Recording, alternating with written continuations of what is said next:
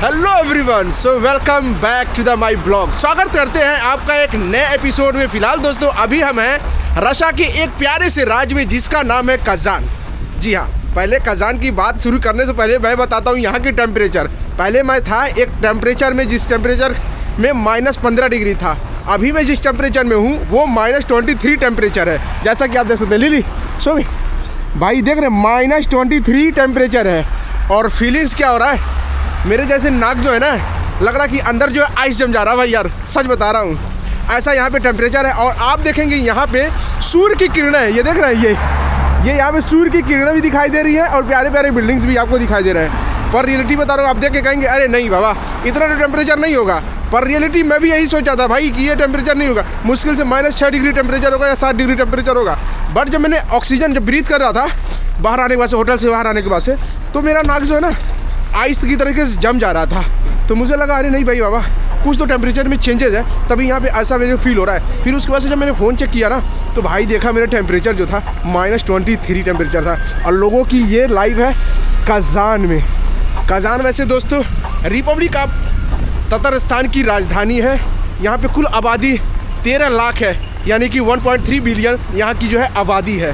और ये एक काफ़ी प्यारा और कल्चरल और हिस्टोरिकल सिटी माना जाता है। ये सिटी मॉस्को सिटी से भी पुराना है। और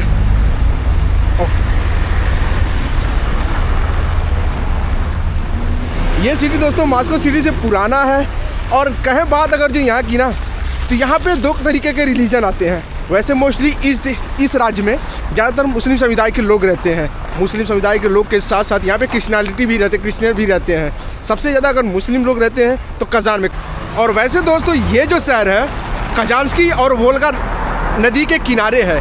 वोल्गा नदी जो कि यूरोप की सबसे बड़ी नदी है और जो कि यहाँ से शुरुआत होती है। वोल्गा नदी कजान्स्की नदी आपस में मिलते हैं और ये यूरोप के रास्ते जाते हैं। वोल्गा नदी काफ़ी बड़ी नदी है जो कि कजान से होते हुए जाती है। तो आपको बताते हैं ये जो जगह है कजान्स्की, यूरोप एशिया से यहीं से शुरुआत होता है। अगर यूरोप की शुरुआत होती है तो ये एशिया का एक ऐसा जगह है कजान जहाँ पर यूरोप की शुरुआत होती है। आई मीन प्रथम स्टेप पड़ता है जो कि यहाँ से यूरोप की शुरुआत होती है रशिया से। How are you feeling? Very cold today I feel. सच बताएं अभी जो टेम्परेचर है ना वो तो आपको पता है -23 है। अब मेरे हाथ जो है ना भाई आइसक्रीम बन रहे हैं। रियलिटी बता रहा हूँ, इस तरह से हाथ बाहर निकाल के चलना आइसक्रीम बन रहे हैं। बाहर आप देख रहे हैं, आपको लगेगा ही नहीं बाबा कुछ भी नहीं है। पर यहाँ पे हर जगह पे गवर्नमेंट की गाड़ियाँ जो चलती हैं वो क्लीन करती रहती हैं, इसलिए आपको यहाँ पे कुछ भी ऐसा नहीं लगेगा कि भाई टेम्परेचर में कुछ चेंजेज है। पर हाँ, हर जगह पे आपको बर्फ़ के एक पहाड़ छोटे छोटे मिल जाएंगे शहर में, जैसा कि आप ये देख रहे हैं सारी जगहों पे। यह शहर काफ़ी खूबसूरत है, ये शहर काफ़ी खूबसूरत है। और इससे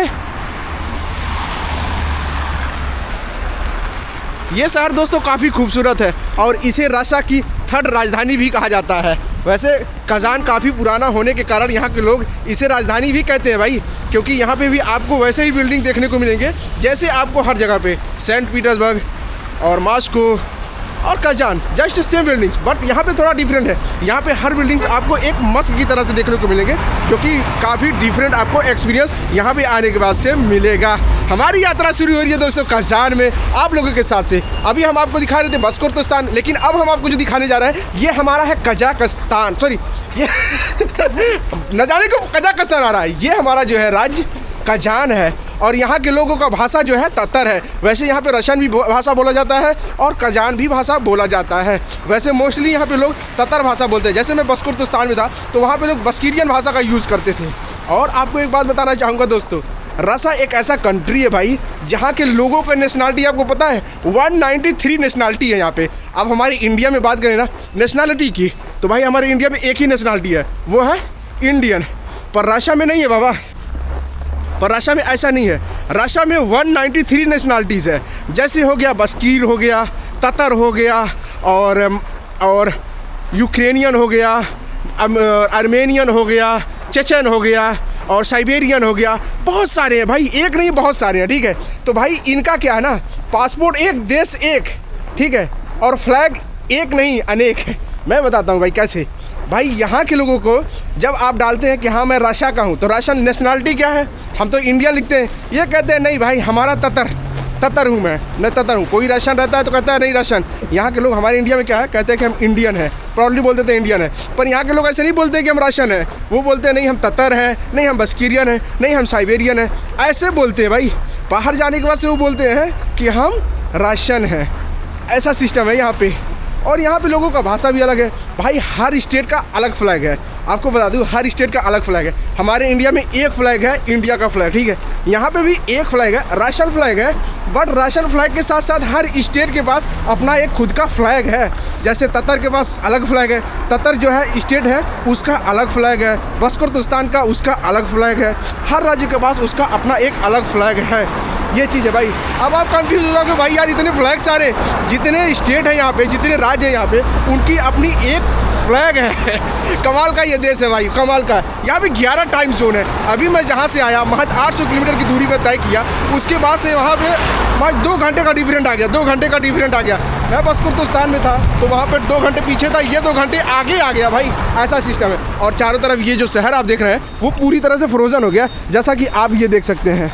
यहाँ के लोगों की गाड़ियाँ, यहाँ के लोगों का लाइफ, यहाँ के लोगों का लाइफ में रूटीन जो है कोई चेंजेस नहीं आता है। रीज़न जानते क्या है? क्योंकि इनके लिए विंटर जो है वो बहुत नॉर्मल सा चीज़ है भाई।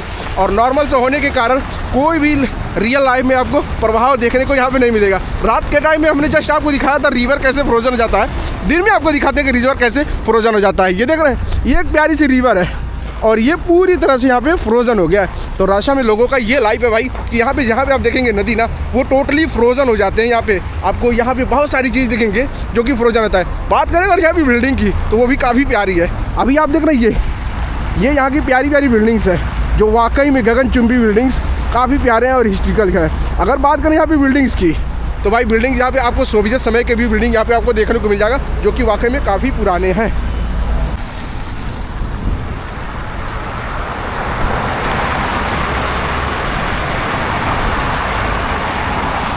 वैसे दोस्तों कज़ान को ना काफ़ी पीसफुल राज्य माना जाता है रशिया का, क्योंकि यहाँ पे इस्लामिक लोग हैं और उसके साथ साथ दोस्तों क्रिश्चियन भी लोग हैं, ठीक है।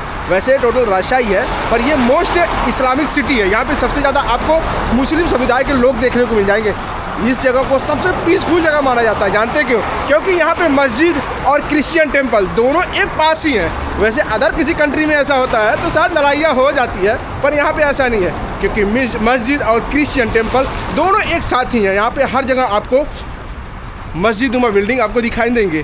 खैर वो तो सही बात है, पीसफुल कम्युनिटी की भी सही बात है। अभी तो आज मेरा फर्स्ट डे है जो कि हम कज़ान में एक्सप्लोर कर रहे हैं लिली के साथ। सो lily, how is your day in Kazan? How you feeling? Amazing. Today here temperature is like -23. Before we are like surviving -10 degree temperature. Da? 10, 12, да, in Stelitamar. In Uh-huh. Pakistan it was not so much cold. But today temperature go down. I feel little bit frozen, my face frozen, and I forget to put my protecting cream. Oh wow. So next tomorrow I will use another cream. अरे वाह क्या बात है भाई। I will also use that cream. Da, भाई da. वो तो cream की बात तो चलो ठीक ही है भाई। यहाँ पे कई सारे क्रीम है जो आपको बॉडी जो है फेस प्रोटेक्शन के लिए यूज़ करना ही पड़ेगा। Because of you know why? Because भाई यहाँ पे विंटर मतलब -23 -30 जब टेम्परेचर जाता है ना तो स्किन भी सिकुड़ने लगता है। स्किन जो है टोटली सिकुड़ जाता है और रेड हो जाता है। एक जैसा झुलसा नहीं होता है वैसा स्किन यहाँ पे हो जाता है। इसके लिए कई सारी जो क्रीम है हमें वो यूज़ करने पड़ते हैं इस विंटर में। और खैर वो तो छोड़ो भाई बात। अभी आप देखो गगनचुंबी कई सारी प्यारी प्यारी इमारतें जो कि आपको यूरोप का फील कराएगा। वैसे भाई रशिया में आने के बाद से आप ऐसा ज़रूर कहेंगे कि भाई मुझे यूरोप देखने की कोई ज़रूरत नहीं है, क्योंकि रशिया इतना प्यारा ही है। खैर उसके जो स्टेट है वो भी काफ़ी प्यारे हैं। हर जगह आप जाएंगे तो आपको एक नया एक्सपीरियंस वो तो मिलेगा ही मिलेगा, पर प्यारे प्यारे पेड़ और प्यारे प्यारे बिल्डिंग्स वो आपको ज़रूर देखने को मिलेंगे।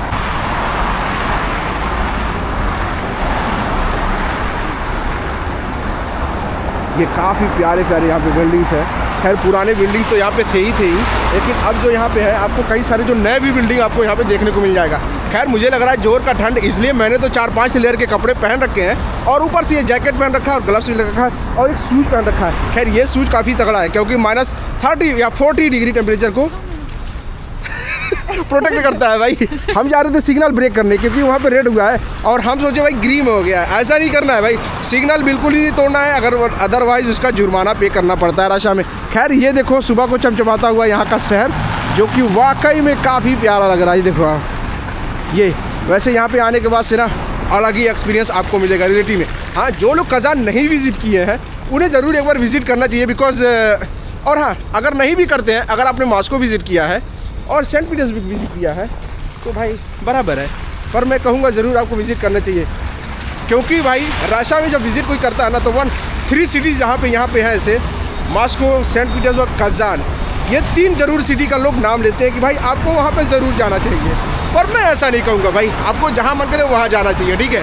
पर हाँ, काफ़ी खूबसूरत जगह है, हिस्टोरिकल और भी आपको रियल लाइफ, ओल्डर लाइफ अगर आपको यहाँ पे देखना है तो कज़ान बेस्ट है भाई। ये देखो यहाँ पे सन भाई, सबसे बड़ा छलावा आपको बताया है भाई यहाँ पे प्रकृति क्या सबसे बड़ा छलावा आपको मैंने पहले ही बताया है कि प्रकृति का सबसे बड़ा छलावा क्या है। ये है सन, सूर्य की किरणें जो आपको दिखाई दे रही है, ये सबसे बड़ा छलावा है भाई। रूस में सबसे बड़ा छलावा है रूस के लोगों के साथ प्रकृति का, क्योंकि सूर्य की किरणें तो दिखाई देती है पर उसका असर 0% होता है। उसका असर जो है बॉडी पे 0% होता है और टेम्परेचर और भी -23, -35 तक टेम्परेचर जाता है इस सूर्य की किरणों के सामने। और सूर्य की किरणें यहाँ पे कुछ भी काम नहीं करती है, बस लोगों को कहती है hello I am here, attendance जैसे लगाना होता है ना वैसे लगा देता है कि अरे भाई 1 महीने हो गए आपने सूर्य की किरणें नहीं देखा, ये लो आज सूर्य की किरणें देख लो, बस और कुछ भी नहीं भाई, और कुछ भी नहीं। और सूर्य की किरणों से आप ज़्यादा उम्मीद मत करो विंटर में। हाँ, समर में आप उम्मीद करोगे बहुत अच्छे तरीके से, वो तो अलग बात है, पर विंटर में कोई उम्मीद ना करो। और दोस्तों बात बताते हैं यहाँ पे लैंग्वेजेस की। भाई यहाँ पे जो ना 270 प्रकार के लैंग्वेज बोले जाते हैं। हाँ, 270 भाषाएं यहाँ पे बोले जाते हैं। पर आपको एक बात बताऊँगा भाई, जो कि रशियन भाषा है वो कंपलसरी है, ठीक है। मतलब 270 भाषा वो तो ठीक है भाई, चलो अगर ततरस्तान में है तो ततर लैंग्वेज है, बस्कोरस्तान में तो बस्कीर है, साइबेरिया में साइबेरियन है, चेचन में है तो चेचन लैंग्वेज है, और जो भी है मतलब यहाँ पे स्टेट है उनकी अलग लैंग्वेजेस है। पर यहाँ पे जो है रशियन लैंग्वेज है वो कंपलसरी है, ठीक है। अगर आप कोई भी काम करते हैं, कोई भी गवर्नमेंट का ऑफिशियल काम करते हैं तो आपको यहाँ पे रशियन लैंग्वेज आना चाहिए। जहाँ तक कि अगर कोई फॉरेनर यहाँ का रेसिडेंसी बनता है तो उसे यहाँ पे रशियन लैंग्वेज जो है क्लियर करना होता है। अगर कोई भी फॉरेनर हुआ रशियन लैंग्वेज क्लियर नहीं करता है, उससे रशियन नेशनलिटी भी नहीं मिलती है। तो यहाँ पे हर एक जो भी डॉक्यूमेंटेशन, जो भी ऑफिशियल कुछ भी काम होता है वो रशियन लैंग्वेज में होता है। हाँ, जो आप सुन रहे हैं वो सही है। हमारे इंडिया में इंडियन तो बोला जाता है, ठीक है, हिंदी तो बोला जाता है, पर कई सारे स्टेट में हिंदी लोगों को समझ भी नहीं आता है और हिंदी में लोग काम भी नहीं करते हैं। तो मैं बताना चाहता हूँ रशिया एक ऐसा देश है जहाँ पे भी कई सारे 270 भाषाएं बोली जाती हैं, पर जो भी सारे काम होते हैं वो रशियन लैंग्वेज में होते हैं। पहली बात तो ये, और दूसरी बात ये, हर स्टेट के नागरिक को रशियन लैंग्वेज आता है।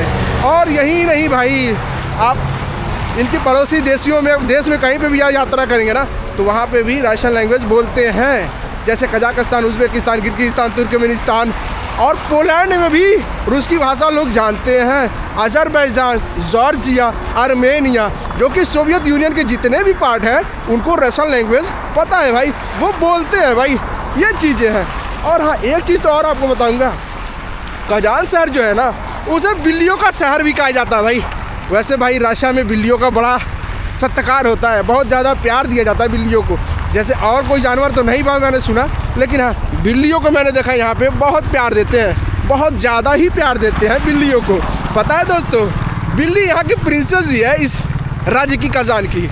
जब यहाँ पे सेंट पीटर्सबर्ग में चूहों का हमला होता था पैलेसेस में तो कजान से बिल्लियाँ जो है सेंट पीटर्सबर्ग भेजी जाती थी ताकि चूहे जो है मारा जा सके। तो भाई ये एक ऐसा जगह है, कजान जो एक ऐसा जगह है जहाँ से बिल्लियाँ भी भेजी जाती थी सेंट पीटर्सबर्ग, जो कि चूहों को मारने के लिए। जो कि वहाँ पे आप सेंट पीटर्सबर्ग में कई सारे पैलेस देखेंगे तो वहाँ पे बिल्लियों जो चूहा रहते थे पैलेस में, उसे मारने के लिए यहाँ से बिल्लियाँ भेजी जाती थी। तो इसके लिए भी कजान काफ़ी फेमस है। और अभी आप जो देख रहे हैं ये सेंटर है जो कि काफ़ी प्यारा है, देख रहे हैं ये यहाँ पे सेंटर है।